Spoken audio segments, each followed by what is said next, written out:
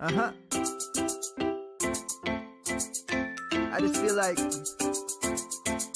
I've been around the block, ripping up fantasy stock, working around the clock. Look at the view from the top. Researching rookies a lot? No, I just be listening to pods. Yeah, one in particular, I'm just a messenger. Let me just pass on the rock. Browning, brunning, pruning, pronouncing ain't what he's doing. What he's doing is not losing, but infusing you with new things. And there's Dennis the Bennett, yeah. The man is a menace, yeah. Building a dynasty, some of the finest things. Promise you won't regret it. Sly as a fox, cultured in pop. Give him his props. Here is a thought, here is a box, and you cannot compare them at all. So don't even try. Careful with the news, but when you use a take, I take up Tony Fire. I mean Dyer, because anyone else is a huge mistake. Whoa, fantasy round table, fantasy round table, yeah. Fantasy round table. Come take a look at the crown, baby. Hey, fantasy round table, fantasy round table, woo. Fantasy round table. Come take a look at the crown, baby. Go. What's going on, everybody? Welcome to another episode of the Fantasy Football Roundtable podcast, part of the Pigskin Podcast Network. You can find them at PigskinPodNet on Twitter, or you can search the hashtag TPPN. It is Wednesday, October 5th. Matt is here with me. We're going to recap. I don't think it was a good game. I actually turned it off.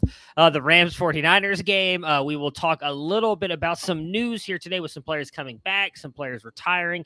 And then obviously we will preview the Thursday night game where, you know, I'm extremely thankful, Matt, that I get to watch incredible running backs like Jonathan Taylor and Javonte Williams this week, right? Like, it's going to be a great game. Yeah. Let me tell you, nothing was better than watching that shit show of a Broncos performance while sitting in the Colorado Springs airport, only land in Las Vegas and have a 6-hour layover waiting to fly to a California city with predominantly Raiders fans all out in their gear, just sitting there, you know, listening to them talk about the game and the glory of the game. And as somebody back here pointed out today, you know, the even better part is we gave Josh McDaniels his first win as a head coach, which, you know, is something that really heartens all Broncos fans. Yeah, I'm sure you guys were super excited to lose that game. I mean, it sucks obviously with Javonte, and we'll talk about. Actually, let's just talk about that now. You were not here with Dennis and I on Monday to talk about that. I mean, just kind of like, what were your takeaways from that? Obviously, you know, felt like the offense was going to run through him this year, and then suffers this unfortunate injury. And the worst part about it too is, right, it's not even just the ACL; it's multiple ligaments in his knee.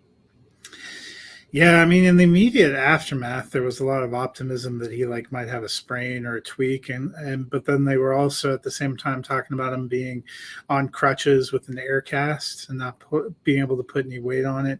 I didn't see the play live when it happened because that was basically, I was at the Colorado Springs airport. I got to watch the entire first half on my computer, waiting to board, and then we thought we were going to be boarding, so at halftime kind of closed everything up. And then they told us there was a mechanical issue with the plane. Ugh. So I went and found a new place and set my computer back up, but I missed the beginning part of the third quarter, and they're like, Javonte Williams is out with injury, and I'm like, oh, darn it. So then I'm on my phone trying to find the play. It didn't look great. I was holding out a little bit of hope, and then I was at a family funeral on Monday, and about 5 minutes before the service is when I saw Adam Schefter's tweet, and I was like, it was already a sad day. So they have Melvin Gordon, but Melvin Gordon, I don't know if you saw that. You did see it because I clipped it from Schefter. Gordon has had 3 fumbles returned for touchdowns in the last 12 games. He's had 5 fumbles in the last 5 games. I know a lot of people talk about his career fumble rate not being high, but there's what you do in your career, and then there's the reality of now, and the reality of the last half of last season and then all of this season has been somebody that doesn't look the same. I mean, if you were watching that game after Javonte got injured, Mike Boone was our running back. I mean, Gordon had negative points in every scoring format because he didn't get enough touches to go up. And I know I didn't watch all of his press conference that he was emotional. I hope Denver can rally. there was a lot of fan fervor here that they should sign Philip Lindsay off the Colts practice squad and bring him back.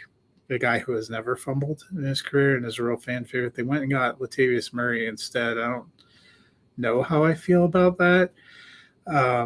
It's a real bummer though, because Javonte had looked really good running the ball. Yeah. He was very powerful. He and Melvin had very similar touches, but when you looked at the production, it was like a lot more production. I was ready for him to take a step forward this year. I think he joins a long line of guys that you get really excited for them to have that breakout, and then an injury comes up. I mean, think how Trey Lance fans feel for the 49ers. You think the guy's on the cusp of having a big year and breaks his ankle. Your heart goes out to him. I hope he comes back healthy next year. I still love the player, love the potential fit, but I think that puts even more pressure on a passing game that has not looked incredible at times and an offensive line that has not looked incredible.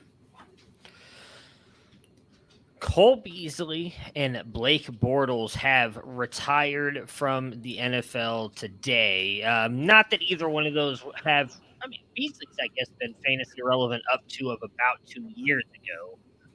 But even last year, he put up decent numbers. Did he? I felt like he kind of dropped off last year, but maybe I'm wrong because that was with he missed time last year, I think, because of COVID, and then everybody was making fun of him because he refused to get the vaccine, and then he missed time. But I mean, Bortles, I'll still remember that season that I believe it was the year that they went to the playoffs and they almost went to the Super Bowl. Like Bortles was like a top 5 quarterback. He was a guy that I actually wrote to a championship that year. Yeah, and then he's bounced around. I didn't realize he wasn't actually officially retired, but it might be. Yeah. I mean, he said it was a quiet retirement, real quiet. Beasley last year with the Bills played 16 games, saw 112 targets, 82 catches, 693 yards and touchdown. Okay. His yards were down, his touchdowns were down, his yards per reception were down, but he had the same number of receptions on a few more targets in one more game than he had the year prior. I just think they were ready to move on. I was mildly surprised about him retiring right now because he had just got latched, he had trouble latching on during the offseason, but then he had just latched on with Tampa Bay and was actually in some guy. Dennis and I had done that Friday preview. You weren't there. And I said, there's no chance they're activating him off the practice squad after 2 days. And they activated him and played him, and he was seeing targets, but maybe it's just with all their receivers getting healthy, he didn't want to be on a practice squad, which I get. If you've played at a certain level, maybe he was just ready to be done. So good for him.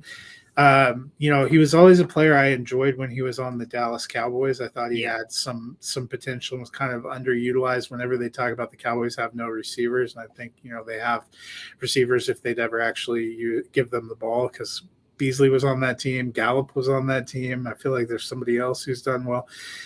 And then I thought he was great. Cooper. No, that was before they traded for Cooper because they kept talking about them having no receivers. But I thought Beasley did great when he went to Buffalo. He really helped young Josh Allen kind of get confidence and really helped establish that offense before they got Stephon Diggs, before they got everything kind of rolling the way that they have it rolling now. He was one of their, principal targets. So a decent career. I don't think Hall of Fame. I don't know how you feel. No, he's nowhere near that. Nick, I'm not sure if you're asking a question or if you're boasting about your team. That is a very solid team here. But he posted Lamar, Christian McCaffrey, Leonard Fournette, Jamar Chase, CeeDee Lamb, Chris Godwin, Travis Kelce, Jerry Jeudy, Rashad White, Romeo Doubs, Jacoby Myers, Raheem Mostert, and he's got Jameson Williams. Is this a chip winning team? Okay, I thought you said this is a chip winning team. That's what I get for being dyslexic. 10-man PPR. I am 4-0 right now. So I'd say running back would be a concern for me. Yeah, just in 10 teams, you probably got a lot of teams with a lot of depth.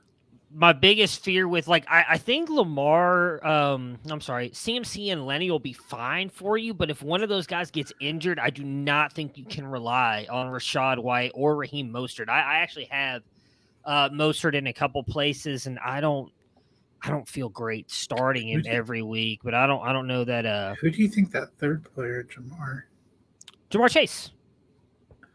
Oh, Yeah, that's what I assume. Yeah. That would okay. Yeah, that would make sense. Yeah. So I mean, well, and poor Jamar. Jamar Chase on paper, CeeDee Lamb, and Godwin. You killed the draft, but unfortunately, sometimes their quarterbacks tend to not remember that they play on their team. Yeah, I mean, if the one thing I will say is if Jamar starts to pick up, I mean, he's definitely had a rough start to the season. There, a lot of teams seem to be bracketing him, as in like playing a corner on him and then putting the safety over the top, which is kind of hurting his fantasy production for us. I know I have him in a lot of places too. If he starts to pick it up, you might be fine with CMC and Lenny because the wide receiver core that you have, and then add Kelsey on top of that, is going to outscore most people anyways. I traded for Jamar and Lenny. Yeah, I mean, like I said, your biggest thing will have to be is if Jamar can really, he doesn't have to do exactly what he did last season, but he's got to be a little bit better than what he's been, I think. And if he does that, I mean, I think you've got as good a shot as any. If you could add another running back, I would. I don't know what you trade. Maybe Judy and somebody. If you could, I don't know who you trade to try and get a running back. I don't even know what. Yeah, so Rachaad White and Mostert would not leave me feeling incredibly comfortable on my bench. I love the potential of CMC, but until they make a move on their head coach, that offense is terrible. I as somebody who's rostering CMC in a couple of places, I was all back in on him having a big season, and it's not his health. It's the scheme, it's the system, it's the complete dysfunction of Carolina. It's a real bummer. Yeah, I mean, at least he's getting the PPR points. Hopefully, I mean, he said that's a PPR, so that helps. That helps. That he's at least getting 9 catches. Speaking of running backs who get catches, it has been confirmed that Alvin Kamara will play this week. Finally, I'm sure there's a few teams out there. Me specifically has a team that's 0-4 because I really could have used him and Keenan Allen. Keenan Allen, if you're listening to this, you want to come back, I'd appreciate you. The question isn't whether he's going to play. It's whether they actually remember he's playing and involve him in any way in the offense. I mean, I think they will. The Saints haven't been great. I think they'll have to do something. I don't know. I'm excited to get him back out there. Let's see, as you just mentioned, if they use him at all, because the Saints haven't looked great, and I can promise you the fantasy teams I have Alvin Kamara on, they have not looked great either. Tua also has been ruled out. I guess let's talk about that for a minute, because Dennis and I didn't touch this subject on Monday. No, because they didn't play over Sunday. And I think they announced he was ruled out yesterday. Oh, I meant because of the fact that, I was told there's no way that somebody would make a mistake on that Friday show when I kind of went off on the whole Tua thing, and then they fired the doctor, which I'm going to be 100% honest. I'm going full conspiracy theory here. They just found someone to scapegoat. I don't think maybe he did mess up. I feel like that was a scapegoat thing, but just kind of your thoughts on that. Well, I'm sure they're going to have to issue some kind of report, because in their line item, they said he made multiple mistakes. You're going to have to do probably a little bit better than that. And they have made a change to the concussion protocol, from what I understood, which also is an indication. And that's really, you'd have to say that's a credit to the Players Union, because the Players Union is the one that pushed for further investigation, opened an investigation, and pushed to get this out there. Tua being ruled out is the least surprising thing in the world. Had they had he said he wanted to play and they had attempted to play him, there would have been outrage. In fact, you're almost seeing a little bit of that coming toward the Patriots right now, where they're talking about Mac Jones is agitating to play. I remember those pictures where he looked like somebody had sawed his leg off. So yeah, they should not be in. What is going on? Oh, there we go. I was not scrolling deep enough. I was trying to look at this Cole Beasley thing. It's been bothering me. Yeah, it's just extremely disappointing. It goes to kind of what I talked about it was last Friday, wasn't it? It was last Friday. Just, there was just no way. It made no sense that he went back into that game. And then, there are already doctors coming out and saying that he should retire because of what happened to him. Obviously we wish him the best and hope for a, 100% recovery. Nick is asking, when do we think Tua will be back? Someone in his league dropped him this morning. He was going to pick him up, hoping someone in my league will need him so I can trade him away. I honestly don't know. Like, that's the worst thing with a concussion like this. I would think technically he could be back by next week, but with the way things have progressed for him over the next week, I feel like they're not going to, especially like I said, there's neurologists who have come out and stated Tua should retire because of what happened to him. Like, that's not a good sign. I don't think he's going to. Obviously, if he needs to, he should. He should not be playing football just because he wants to. But I don't know. There's really no. Concussions are such a gray area, and I will fully admit I am not at all a doctor. But I know there's like no set timetable of recovery from something like this, so I don't know. Like, I've had one, and like it took me like 2 weeks to get over it. Like, there was times I thought I was good, and then just like sensitivity to light, anything kind of brought back all my issues, my pain. Couldn't focus. So I don't know, Nick. Like, if you've got the room and you want to pick him up, I've got no issue with that. But like, we could realistically be saying, we could be sitting here next Thursday talking about him playing Sunday, and then it could be 3 weeks from now we're talking about him finally being back. There's really no timetable. Yeah, I tend to think it's probably going to be at least a few weeks. Also, if you're talking about that same 10-man league, I wouldn't be trying to stash Tua hoping for trade bait, because it's hard to imagine that people won't have other options at quarterback. Yeah, I mean, he had 2 pretty good games. But yeah, I think with it being a 10-man league, unless it's super flex, I don't know how many people are rushing to the league to the waiver wire to pick up a quarterback. Yeah, and I would gather it's not super flex based on his roster, because he only lists one quarterback. And so when you're talking about 1 QB leagues, especially redraft, quarterbacks do not have a lot of trade cachet. Yeah. All right, so let's talk a little bit about that Monday night football game, which was honestly just not good. I can't find who. Dez Bryant, that's who it was. I was trying to figure out who the Cowboys receiver was that was good before Amari Cooper. Dez Bryant. Oh, that's got to be who you were talking about. Well, it was after Dez Bryant was gone. They had a couple of seasons where it was like Cole Beasley and Michael Gallup, and there was somebody else. So I'm looking at. We're just going to dive all in on this. I don't even care. Cole Beasley, Jason it was Witten, like Dak's first season, because that was Dak's first season. Okay, so then because that was Alfred Morris, Zeke. So then his last season with the Cowboys, it was Gallup. It was just him, Gallup, and Allen Hurns.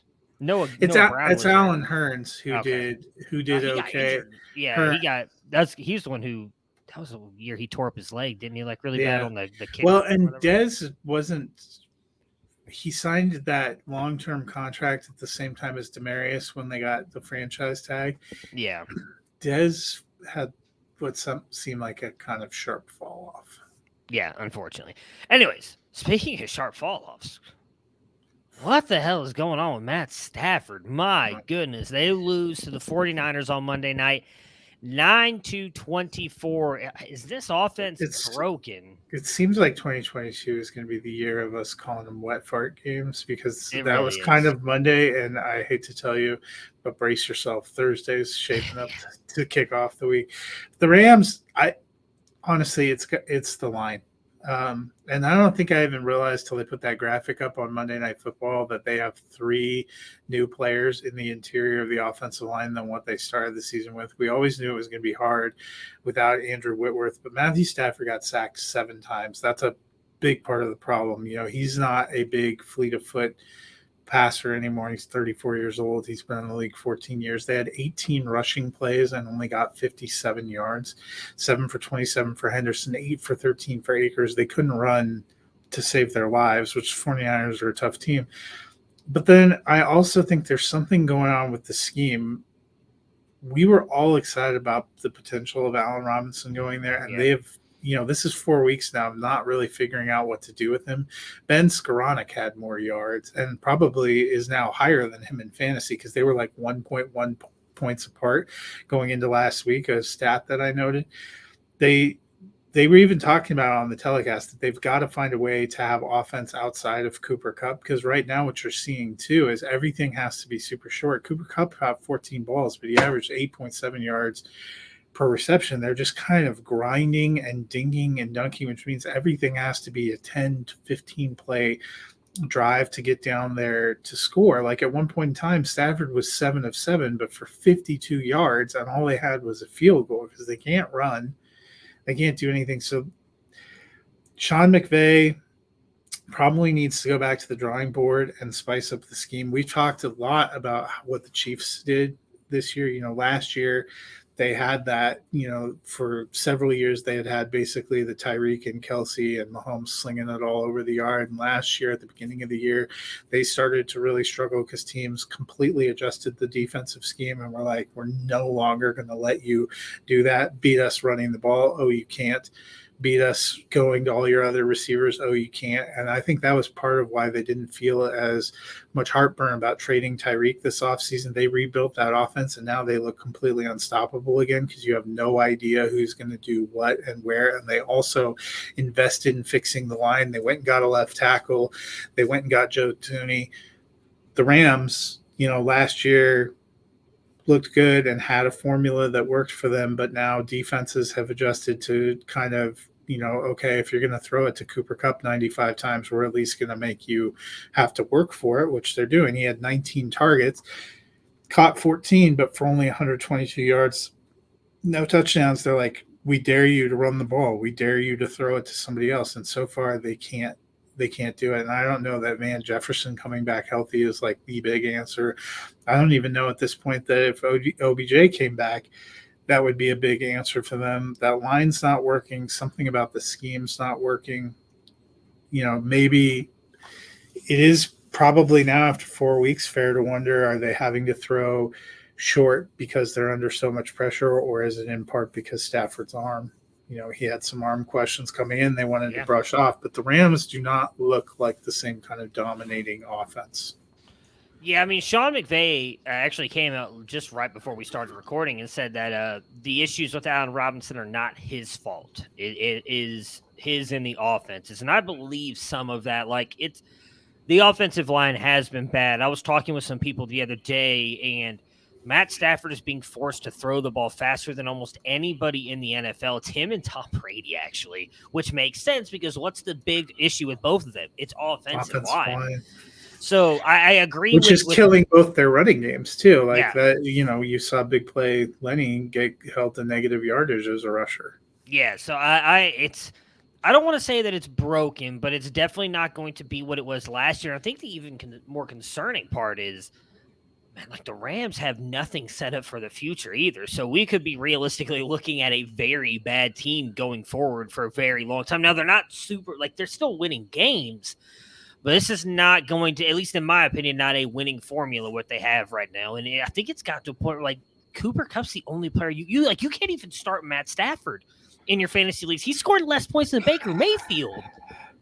It's not something that is not a statement I thought I was going to be talking about right now. In 5 one weeks into the season, 16-team league, my quarterbacks were Dak and Stafford, so I was feeling good. But after Dak went out, I picked up Rush, and I've had him on the bench. But I was looking at this week, and because the Rams and the Cowboys are playing, and who has a fierce as F pass rush is Dallas Cowboys. Yeah. So I was like, maybe I am playing Cooper Rush.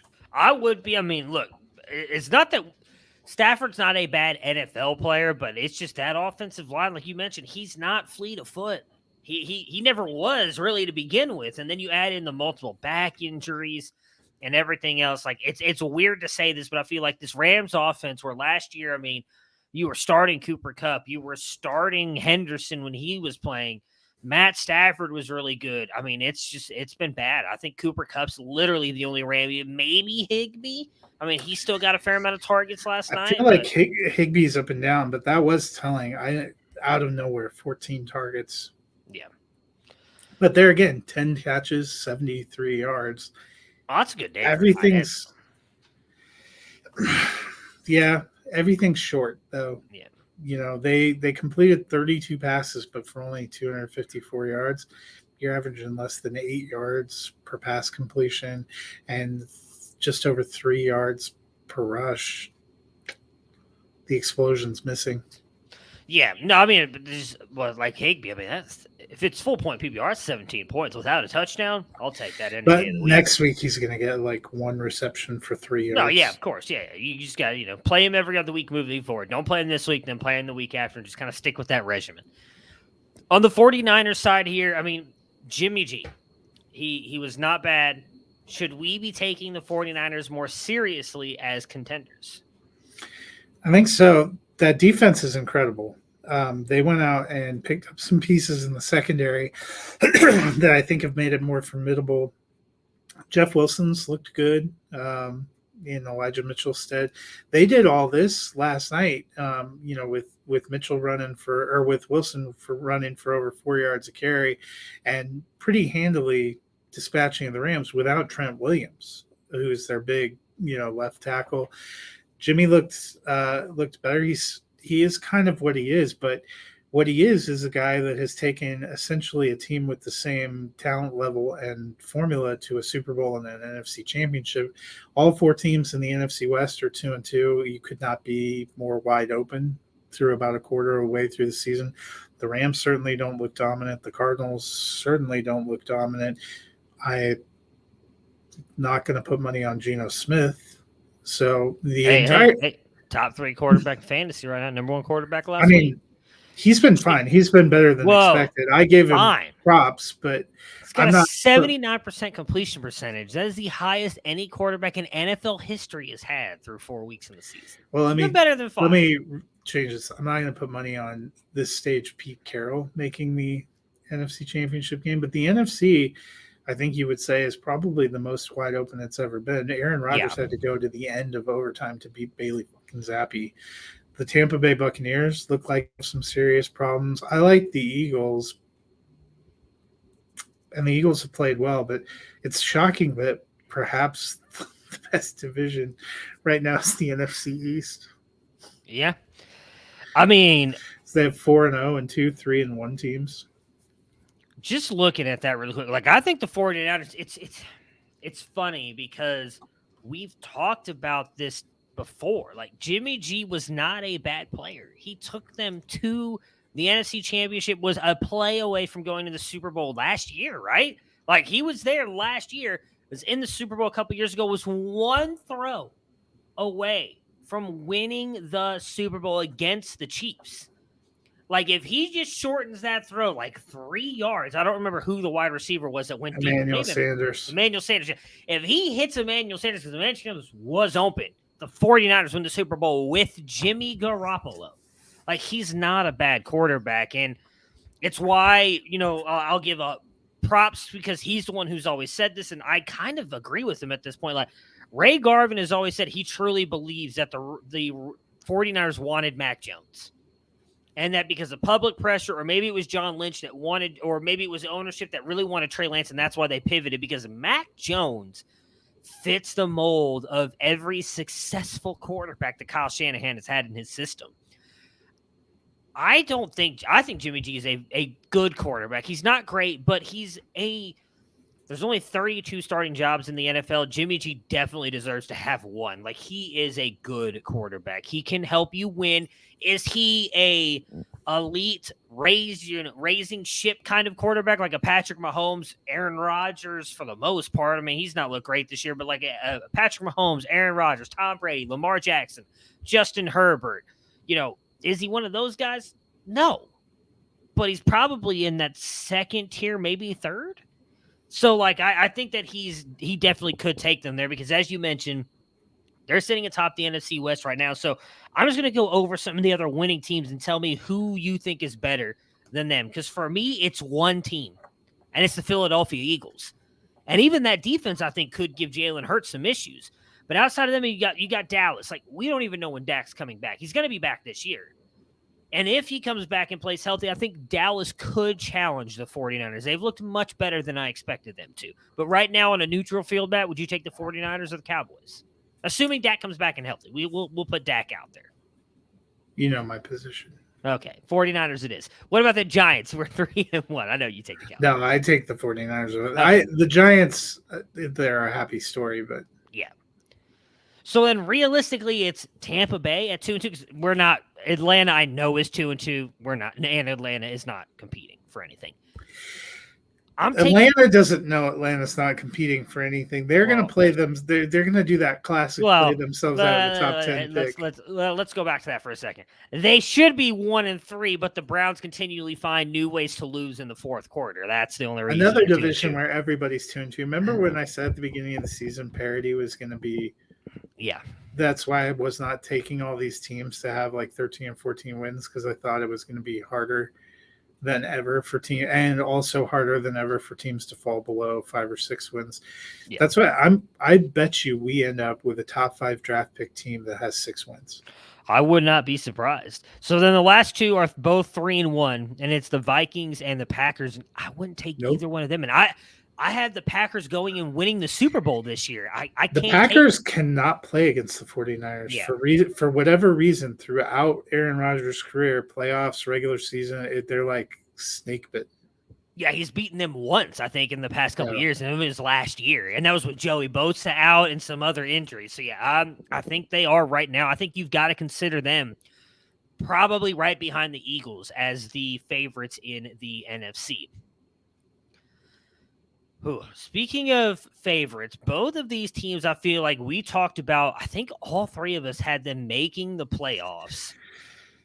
Things are not looking great for either one, but I guess the one that you can keep your head held high on is it definitely looks better for the Broncos, even with the injury, than it does the Colts right now.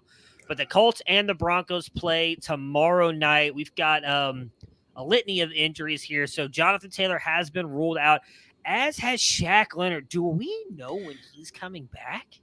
You know what? They're at the point where they have to be wondering why they didn't put him on PUP, because this will mean he's missed all 5 of the games, and their defense is not the same. It's been bad. Yeah. Hopefully when he comes back, he can change things. I think it may be too little too late, unfortunately, for the Colts. No Jonathan Taylor. I mean, what are we expecting from this Colts offense here against a good Denver defense?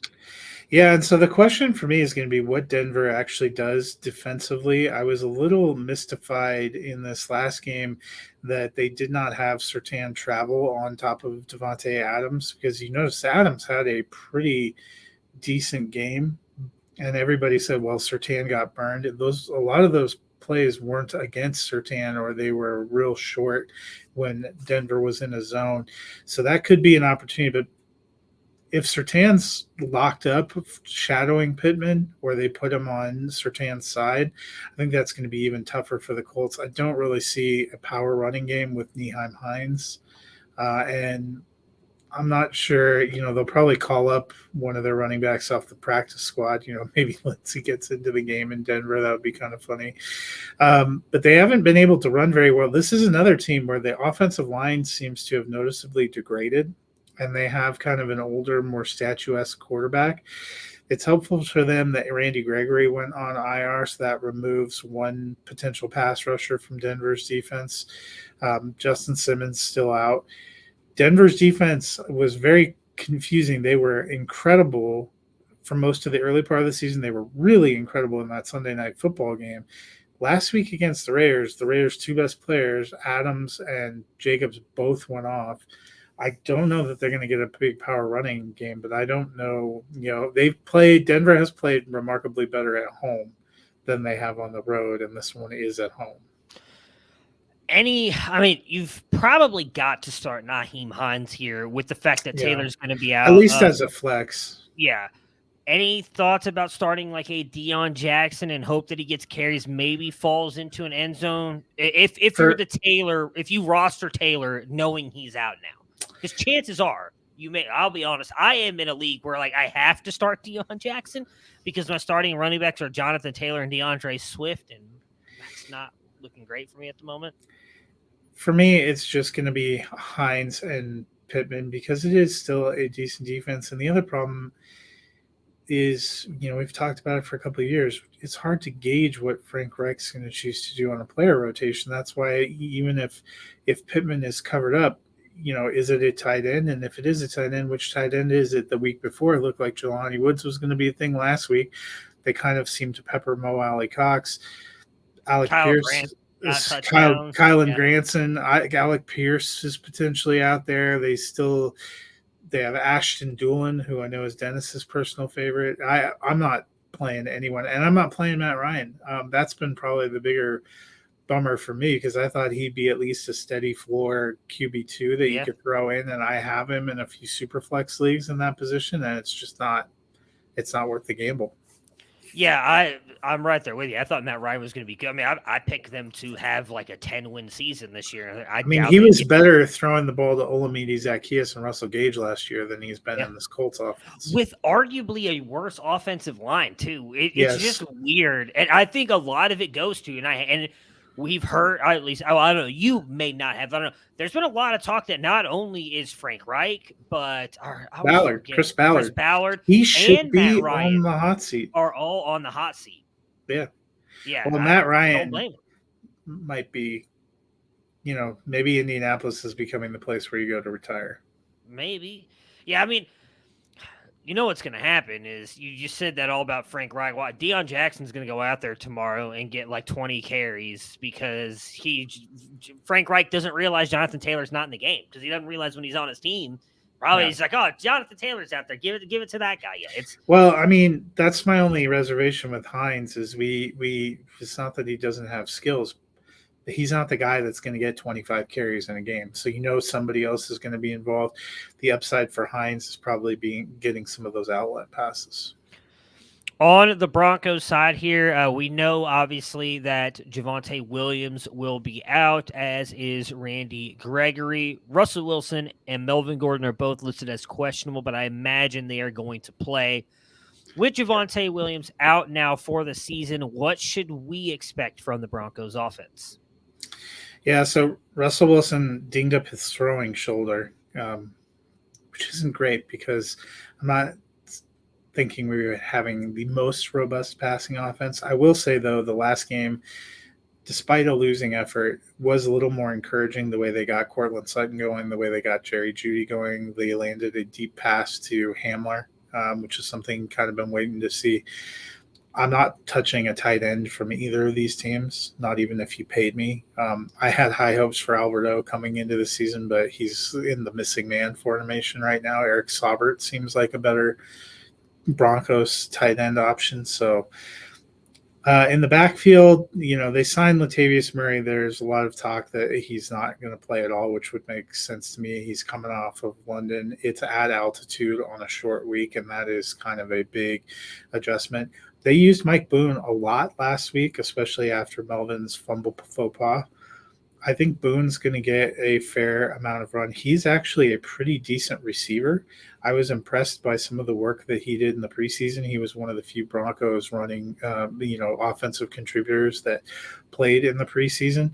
The big thing that was giving Denver a lift last week was some incredible return work from Montrell Washington. He had some excellent punt and kickoff returns that put them in great space. If they can manage to get that again, that could get some things going. I think Melvin, too, is going to be motivated in this game. I think he feels a great deal of embarrassment about last week. And props to him. He's taken full ownership of that. He's never been my favorite Broncos player, but I respect that he wants to step up and do something for his team. I'm hoping that they can continue to get that going. The offense did look better last week. Having the new coaching assistant in there helping Hackett manage the game did make the game flow look better. They have steadily reduced their penalties going through the 4 weeks. These are not things I hoped that I would have to be considering, but I'm hoping at home, on a short week that they're going to be a little motivated. Yeah. Just throwing my microphone at myself. Yeah. Russell Wilson, Cortland Sutton, and I think you've got to start Jerry Jeudy, and then Melvin Gordon would be the guys here. And then you're just hoping for a decent game, which it does seem like typically the home teams in these Thursday games have a little bit of a better game and better rapport because they're at home, less travel time for them on these short weeks. So hoping for a good game from the Broncos. wrong. This game is probably going to be in the teens, though. Let's be honest. You know, if Melvin Gordon, all I'm asking, I don't feel like I'm asking for much here. So if you guys are listening, Bronco Nation, Russell Wilson, get me a rushing touchdown. Do decent through the air. I don't need much. Give me like 200 yards. You can give me one passing touchdown. Just don't give me an interception. No sacks. And then Melvin Gordon, I need you to come through for me, buddy, because I have you rostered in a lot of places. I need you. Don't fail me now. Who knew Fantasy Week 5 was going to be relying on Melvin Gordon and Nyheim Hines to get us through? It is. I feel like.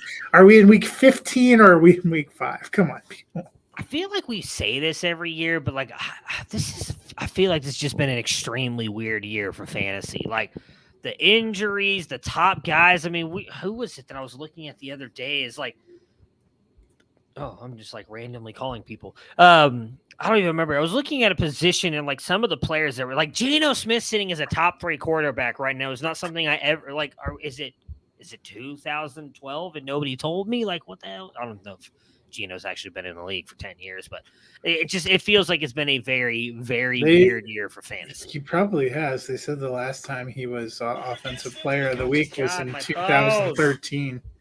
So I keep having people call me. Now I'm clicking on random things and calling people. Anyways. It is 2013. Well, there we go. No one knows how to work a smart. What is the smartphone device? I don't know. My phone is going crazy. Siri's asking me all kinds of questions. It's not fun. Dennis picked the Broncos. I am definitely picking the Broncos. Yeah, as am I. I think they're the better team at the moment. Okay, well, congratulations, Tony. Your Colts are going to win tomorrow. Yeah, probably. It's not worked out good for us. No, it is not. All right, so that will, though, do it for us today. We'll be back on Friday to recap this game and then preview the rest of the NFL Week 5 slate. Everybody have a great day. We'll talk to you guys again on Friday. And since Dennis is not here, Matt, what do they need to do? You should find your favorite podcast app and rate